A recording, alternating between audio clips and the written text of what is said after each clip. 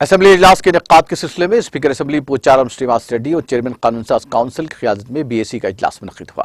اس موقع پر اجلاس کے انعقاد کے ایام کار اور مختلف موضوعات اور مسائل پر تبادلہ خیال کیا گیا۔ وزراء، چیف وپ کے علاوہ کانگریس کے بھٹی وکرمارکا اور مجلس اتحاد المسلمین کے اکبر الدین اویسی اور امین الحسن جعفری نے شرکت کی۔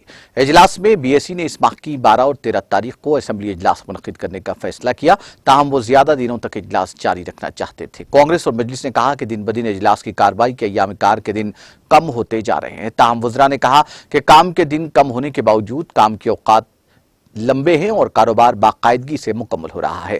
وزراء نے بتایا کہ وہ گنیش جلوس اور یوم قومی یکجہتی تقاریب کے پیش نظر اجلاس منعقد نہیں کر پا رہے ہیں، تاہم وزراء نے یہ بھی کہا کہ اگر ضرورت پڑی تو وہ ایک بار پھر 14 دن تک سرمائی اجلاس منعقد کرنے کے امکان پر غور کریں گے۔ مجلس اتحاد المسلمین نے مرکزی حکومت کے موقف پر بحث اور کانگریس اقلیتوں اور حیدرآباد کے مسائل پر بحث کا مطالبہ کیا۔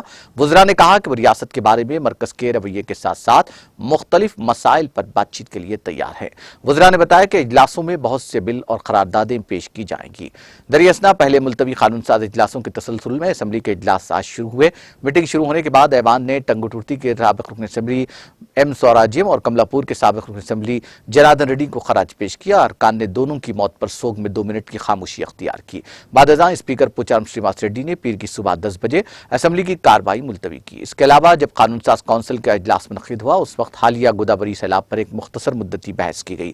ایم ایل سی پلا راجیشور ریڈی نے الزام لائد کیا کہ مرکزی حکومت کے نمائندوں نے گوداوری کیچمنٹ علاقوں کا دورہ کیا لیکن ایک پیسے کی مدد نہیں کی۔ انہوں نے گورنر پر الزام لگایا کہ وہ انہیں وہاں بھیج کر حکومت کو بدنام کرنے کی کوشش کر رہے ہیں۔